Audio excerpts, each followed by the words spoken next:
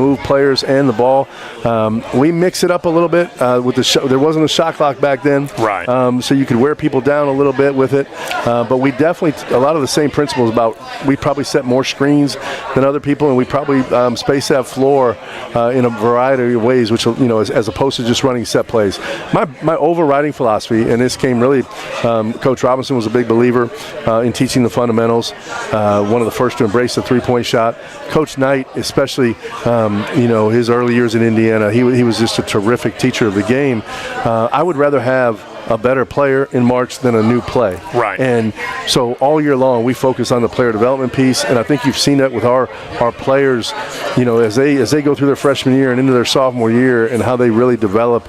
I think it's a testament to just our consistent approach to it. I think you're going to really see that. I already have, with Keenan Davis and Christian Moore as he gets healthy, and Kobe McAllister had a bunch of threes last game, Cam Roberts, and then you're going to see it with our freshmen, whether it's Isaiah Wally or Dante Karras as they come out. And last year probably no better example than Elijah Morgan's second year with us, and what a different player he was from his first year.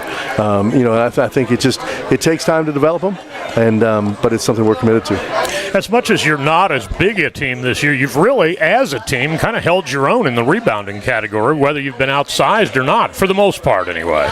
No, we have. Our guys have really bought into being physical on box outs and being fundamentally sound there. And then on the offensive end, just giving that effort. I mentioned Colby earlier, probably no better example than a guy that's gotten in there and scrapped for some rebounds that maybe I wouldn't even call them 50-50 balls. They were more probably 30-70 against him, and he was able to pull them out of there. And, John Adams and Shola and Brody, all those guys have really done a good job of trying to get in there and fight for some rebounds on that offensive end to give us extra possessions. In the modern age where players do move so much from one year to the next, team to team and all of that, if there's a particular characteristic, aside from, your fundamental basketball talent, what is the first thing that you're looking for that's intangible, things that aren't measured by stats? Well, we talk about certain things every day, and for us, I would hope that when people watch us play, especially as we move through the course of the year, that we're a team that we're not going to beat ourselves. You're going to have to beat the Citadel, and by that I mean we're not going to have careless turnovers. We're going to play with pace on both ends, but that pace, we'll be able to play fast or slow and dictate the tempo of the game as opposed to just playing one way. And I think that's why we've always been a really tough team on the road. We've always, our team back in 2009-10, we have the school record for road wins in the league. You saw us go to Notre Dame last year and hold them to 45 points. Right. We've always been a team because we'll bring our fundamentals on the road. You have to, you can't give up easy baskets in transition if you're going to win on the road. You have to do your job on the boards. And the biggest way to not give up those easy baskets is you have to take care of the basketball. And so easier said than done. As you said, we have a lot of guys who touch the basketball because of our motion type offense, but we're able to control the tempo a little bit and not beat ourselves. There seems to be a really good chemistry with this group, and it shows a little bit even in the way they play, the way they kind of whip the ball around, sharing the basketball on the floor, a lot of good crisp passes and things like that. And those are important things to talk about. Oh no, this group is like all of our teams is close knit, and I think it's because whether they're on campus, off campus, it doesn't matter. We recruit the same type of high character guys, and so the locker room is a bunch of like-minded individuals and guys with the same values. And so the only guy they don't like spending time around is me, especially this time of year because I'm grinding them. But no, and that's why you see so many of them tonight. Keenan Davis and Cole just walked in, and so they're here as well. And all the guys who are finishing up exams, I said they could, they were allowed to come out here tonight, and so we'll have 9 or 10 of them here. Yeah, when Ryan told me this afternoon, who he knew was coming, I'm like, man, where am I going to find all these headsets for these guys? We only got an hour here, but we'll work in as many of them as we can. Well, we'll step aside and take a break right here. We'll bring up a couple of players and we'll talk to them. We'll give you an opportunity to go spend time with your lovely wife at the table and a lot of your friends that are here, and we'll bring you back up for the last segment. I'll give you a couple quick shout-outs. Coach Russell Triplett, our baseball coach, and his entire family's here.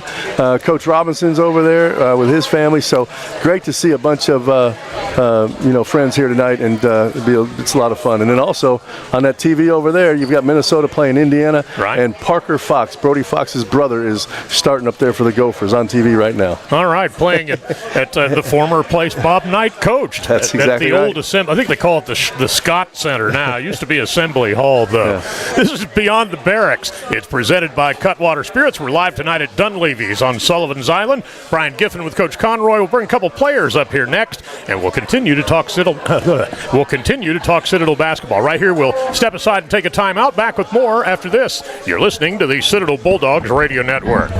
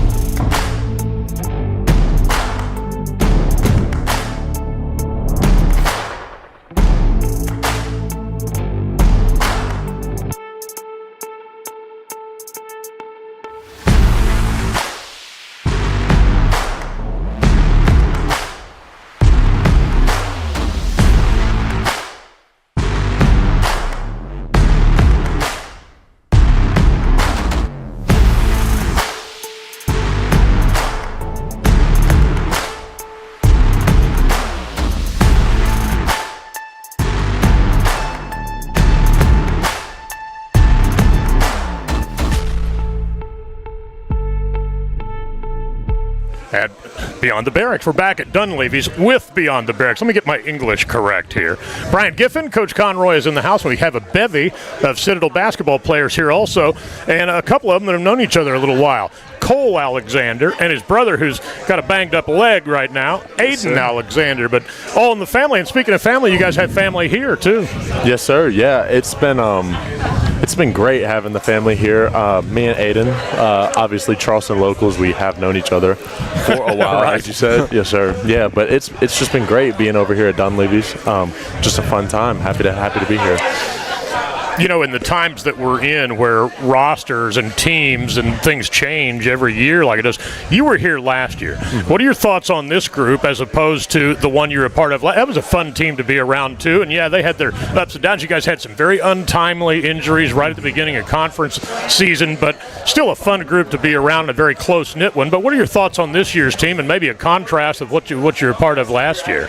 Yeah, well, speaking of injuries, Aiden's already been banged up with his ankle injury, but it's been great. This team this year is a really tight-knit group of guys. We all really get along on and off the court, so that's been great. But all of them being first year, like transfer portal, it's been a big thing for us, but it's been great so far. Now, Aiden, you're on the same team as your brother. How big of a part did your brother play in recruiting you?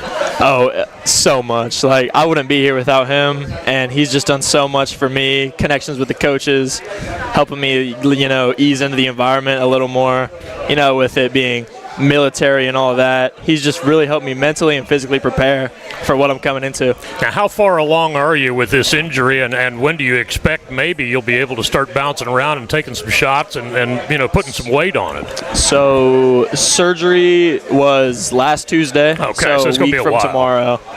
6 weeks, no walking, about 3-4 months, fully recovered. Okay. So we're probably not going to see you out there against anybody this year. No, sir, not this year. Well, at least you get some airtime tonight, though. Right. Well, the other thing is, they always talk about, even in the NFL, for instance, where quarterbacks get drafted and things like that, and there's always this pressure on, this guy's got to play right away. But a lot of times there's a lot to be gained from observing, and watching the game and seeing how the team plays and kind of see how the level of play is moving up like this.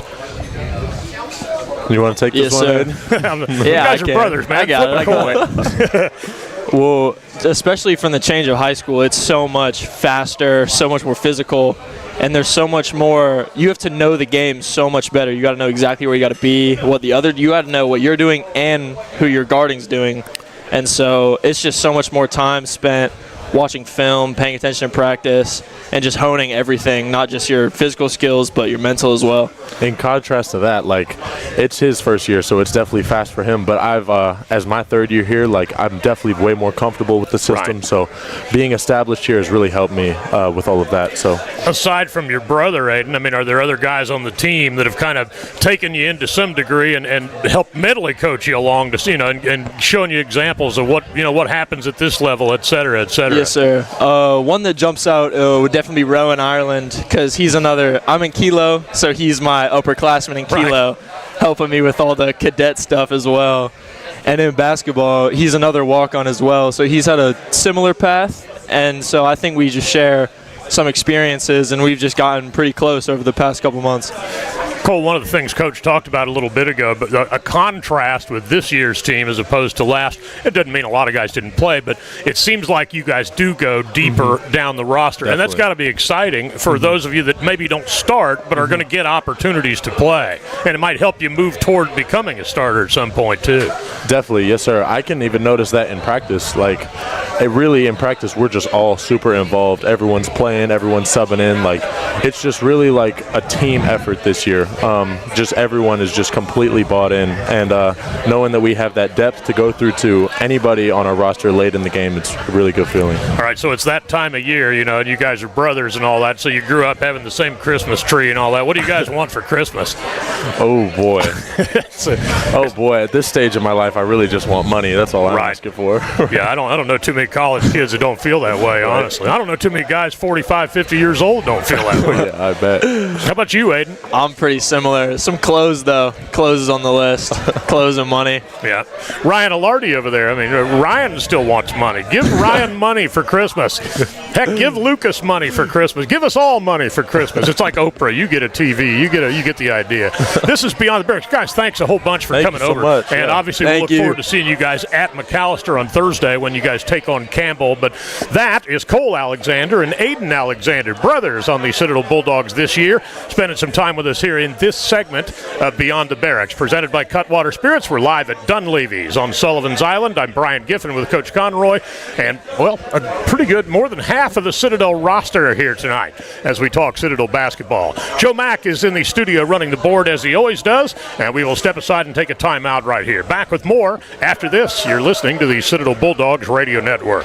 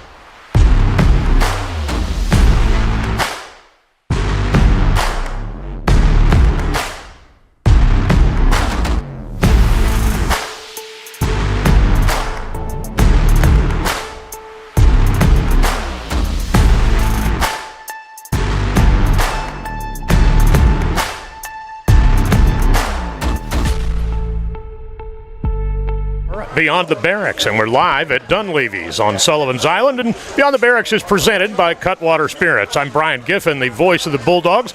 I'm joined by Keenan Davis on one hand, Brody Fox on the other hand. And Keenan, I'll start with you. You know, we just had Cole up here. You guys are a couple of holdovers from last year. Yes, sir. And how have things progressed for you? How do you feel here in year two? Obviously, you're playing well. I feel great, especially having another year under my belt. You know what I'm saying? Just best. Coach always says the best thing that about a freshman that comes a sophomore.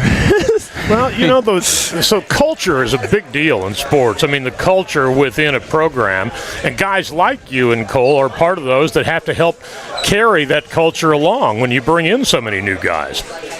I feel like 100%. I definitely agree. I feel like everybody that's had just came in, like their culture is blended in very well with ours when it comes to just working hard and just being a leader.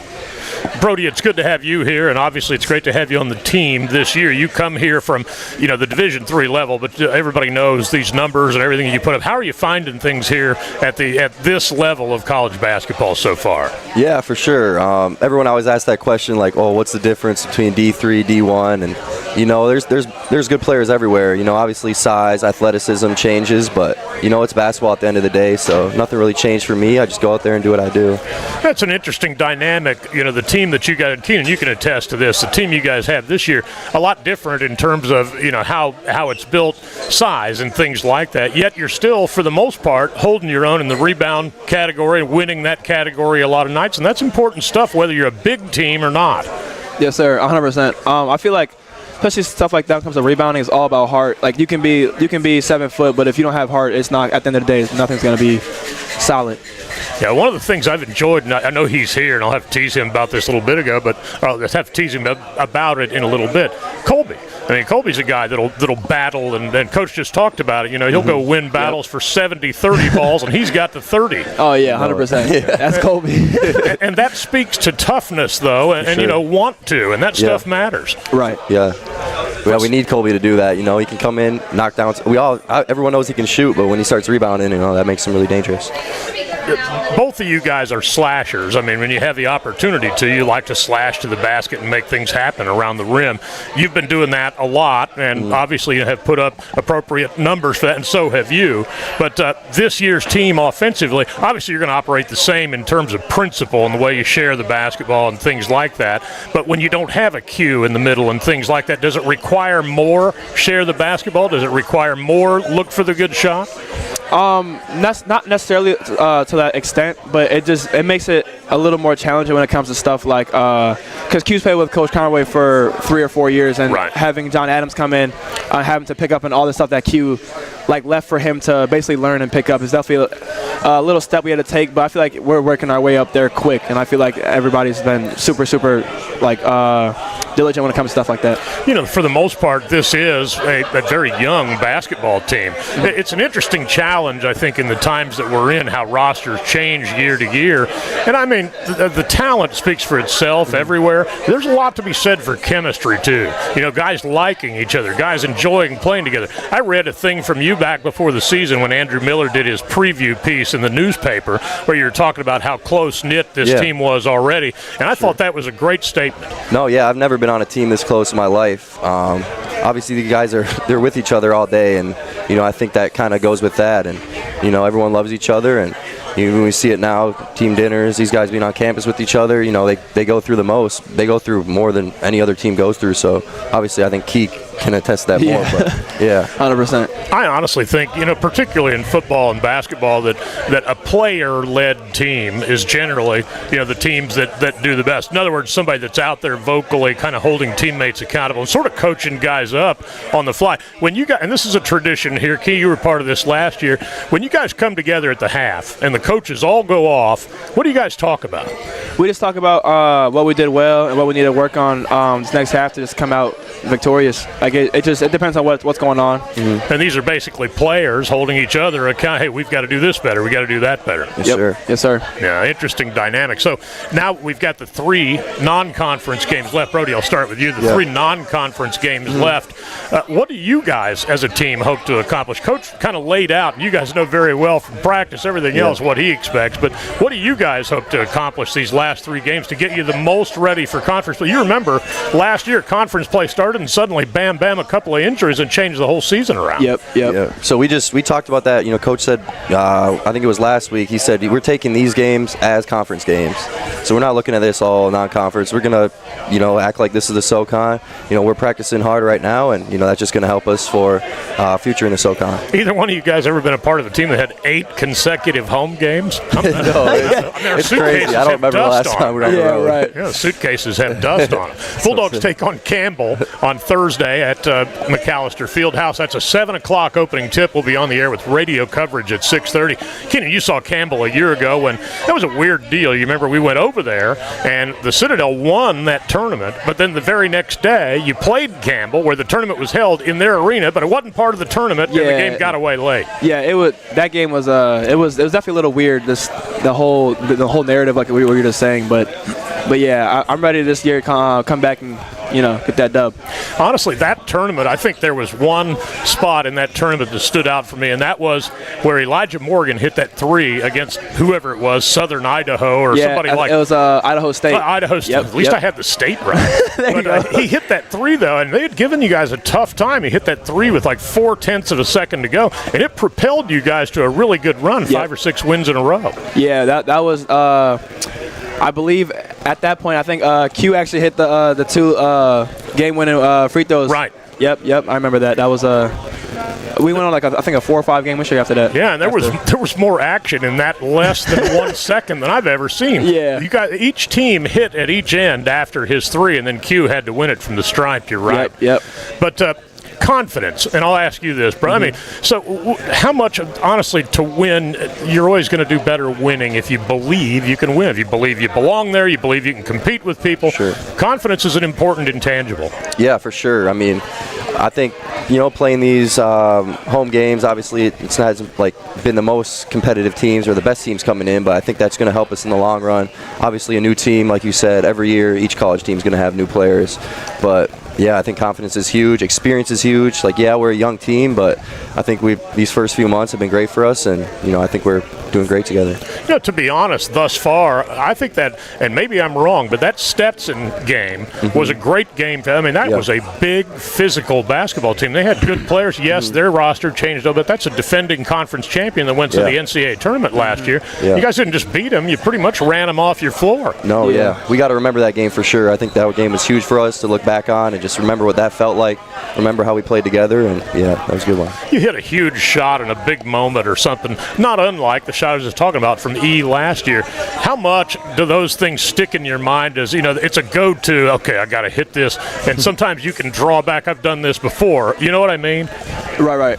I feel like in the moment, I don't for me necessarily. I don't feel it as much until afterwards. I'm like, oh wow, that was really a big shot. We needed that one. It feels good looking back at it afterwards. But in the moment, I'm definitely fully submerged in the moment. I really can't think about what's going on or right.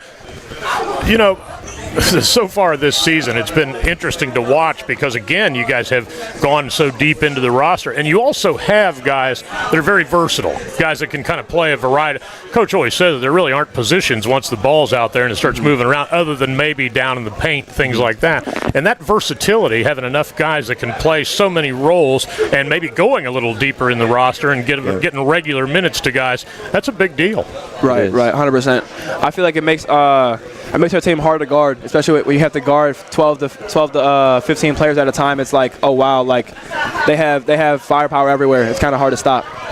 All right, so I asked the Alexander brothers this, and I'm going to put you guys on the spot. Here we are, right around the holidays and all that stuff. What do you guys want for Christmas? Oh, man. Couple wins. How about 3 wins? wins. Three wins and some time with some family. Yes. That's all I ask for. Well, Southern Conference play, of course, isn't that far off either. All of us get to spend, the festive New Year's Eve in Homewood, Alabama. Yep. You guys fired up for that? Oh, yeah. Already. That's gonna be a fun one. Play Samford on New Year's Day over there, and of course we'll be there for that game. Well, it's great to have you guys come up here and visit. We've obviously got so many guys in here in only an hour that we've got to do here, but great to have you guys come up here. We'll look forward to seeing you both on Thursday, and let's go get Campbell and get that 6th win of the year. Yes, sir. Man. Thank you. Appreciate All right, Brody Fox here, Keenan Davis there, Brian Giffen here, and we're going to take a break right now. We are back with Coach Conroy, and we'll kind of take a look at that Campbell game and maybe a little bit more of a look ahead with Southern Conference play looming. We'll do all that on the other side of this timeout. Back with more after this. You're listening to the Citadel Bulldogs Radio Network.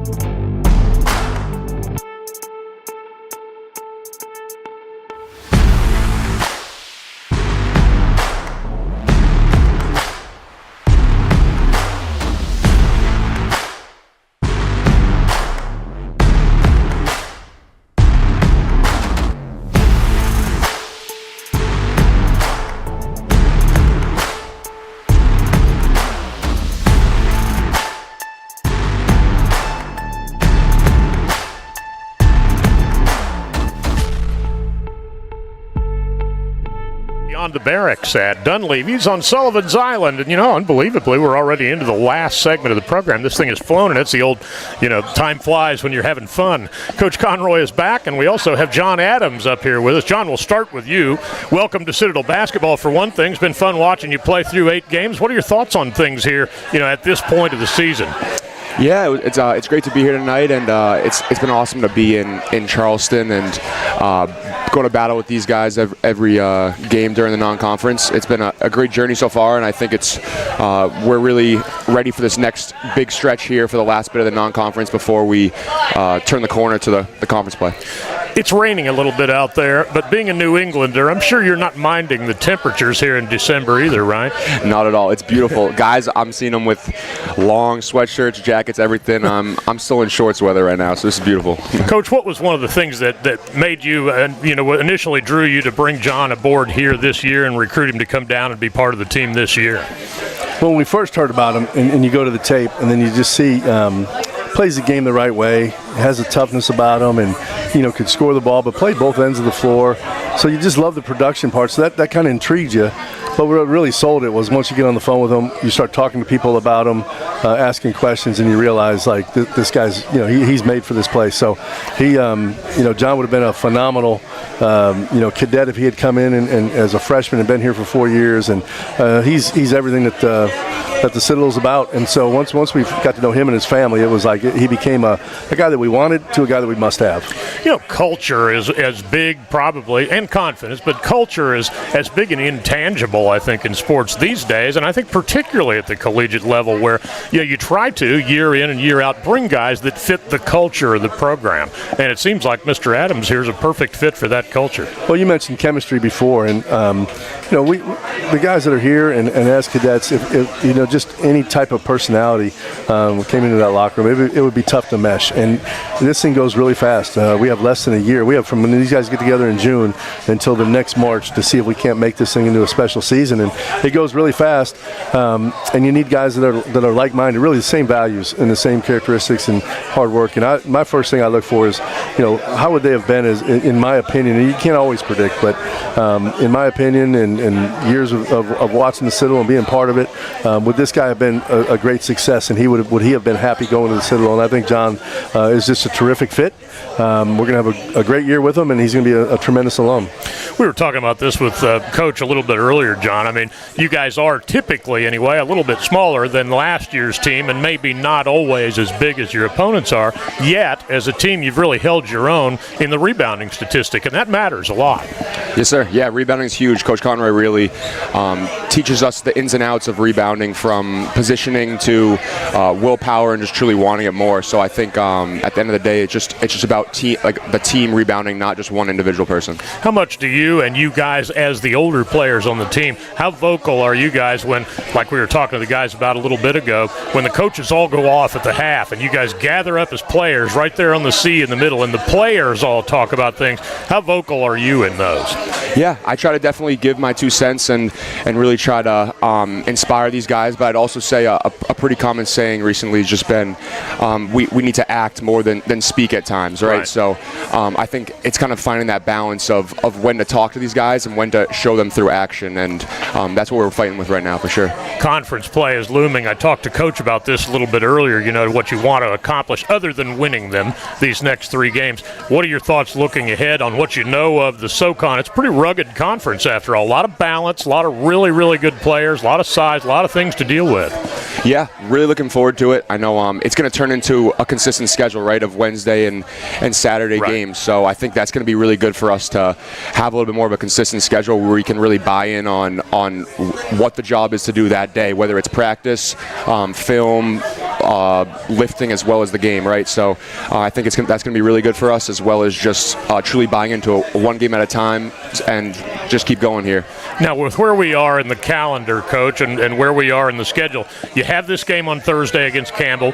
You get through that game. What do you guys do schedules-wise? Because there's a lot of classwork and a lot of exams and things going on now that people have to be involved in. We'll all be done by exams on. We finish up on Wednesday, the last one. So right into a home game, and then we'll be here for a couple days, and then hit the road to go to Central Arkansas. Probably the last game in the Southern Conference Atlantic Sun Challenge will be the last two teams to play in that. I think the Southern Conference has like an 11-6 edge right now. And then we go that next morning. We'll head to Nashville and we'll play Vanderbilt a day later, and then these guys will get about 6-7 days off for Christmas. Yeah, and then of course, as I talked to the guys about, all of us will spend festive New Year's Eve in Homewood, Alabama, getting ready to play Samford on January the 1st. We will, and obviously they're a team picked to win the league, so don't want to look too far ahead. But once we get through these 3 games, it's all conference games. John, how much do you know about the Southern Conference? From afar, from where you've been. Obviously, you've studied up on it and looked into it since you've been here. But how much did you know about the SoCon where you were before?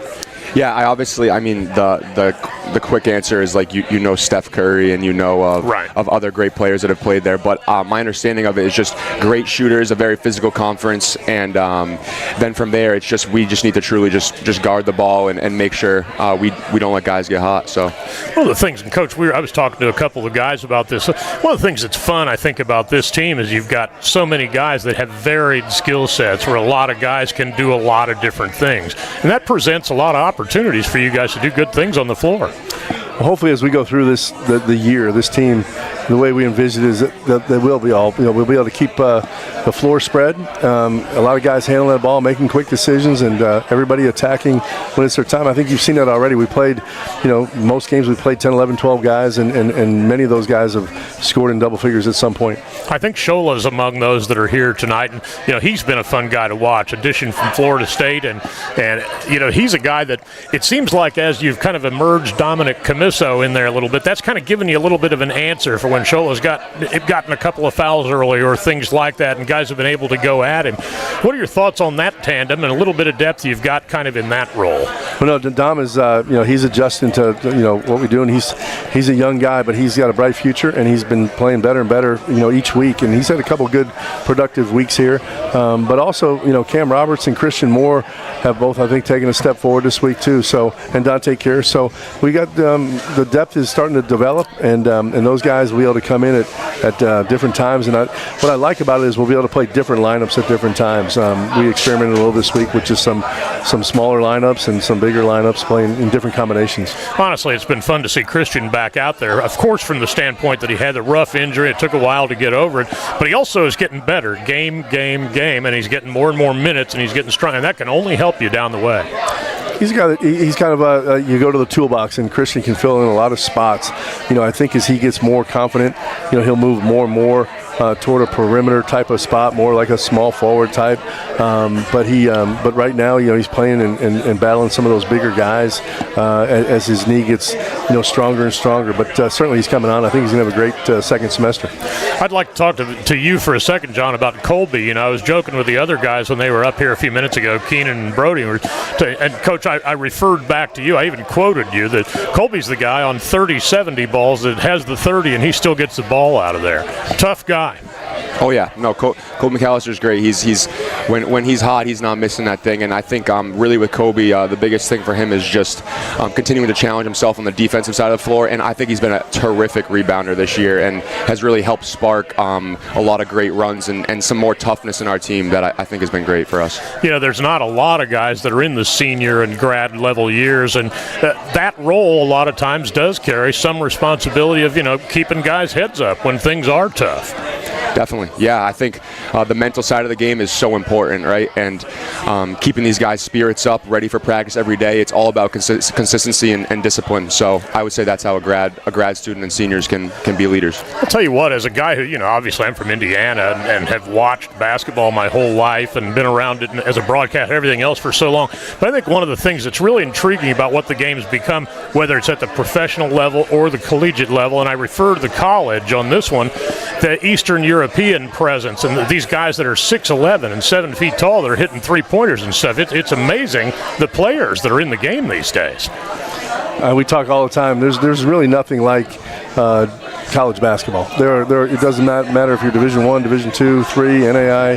There are so many guys that can play, and I think you've seen that with the transfer portal.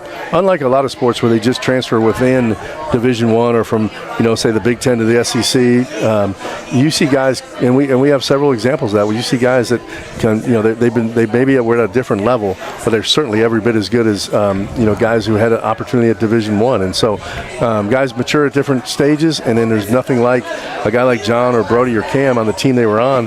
They were expected to be the main scorer, and that does something to your development, and these guys are certainly proof of that. Last thing here is we're about to run out of time. You guys take on Campbell on Thursday. Coach, we talked about this a little bit earlier. You saw Campbell a year ago. Obviously, like most rosters, theirs is pretty different from last year's. What do you see when you turn on the tape? How challenging are they going to be? Oh, they'll be a big challenge. Well coached, good size, really, really good and position-oriented defensively. They don't make mistakes, and they do a great job of moving the ball. We have a lot of similarities between the two programs on how we try to play, and they will be a heck of a challenge, and they're playing better and better basketball. John, I'll ask you, because I asked all the other players, aside from 3 wins, what do you want for Christmas?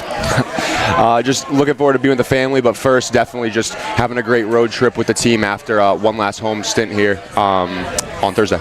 And being down here like you are, how much does your family, obviously in Boston they did, but how much does family get to come see you, or I guess through the magic of technology they can watch you, or even better, listen? Yeah, my parents actually will be retiring soon, so I think they'll be down here a little bit more for conference play, so they're really looking forward to watching me play a little bit more. You can wave to them. Yeah, what's up, Mom? Even though we're on radio. Yep, there you go. John, thanks so much. It's great to have you up here. Look forward to seeing you play on Thursday. Great. Thank you so much. All right, and Coach Conroy here. Good to be back with you as always. We will we'll be doing this next week, too. We'll be right back to Beyond the... Well, I think we will. Do we have a basketball game on the road next week? We do. We're on the road next week. The next radio show will be in January at El Jefe. We'll go back there. We'll come back to Dunleavy's at the end of the year, but we'll be at El Jefe for, I think, 8 Mondays in a row starting in January. I teased Jay and I teased Ryan. You guys have to let me know this stuff eventually now. It's like I was talking to you the other night after they go, no, we're doing it. Oh, okay. We're here Monday. Guys, thanks so much. Coach, thanks as always, and we'll look forward to a great game on Thursday, and we will be ready to hit the road after that game. Go Dogs. All right. That'll about wrap Beyond the Barracks, you guys. We appreciate all of you joining us. And, of course, all the folks that are here at Dunleavy's on Sullivan's Island. Beyond the Barracks is presented by Cutwater.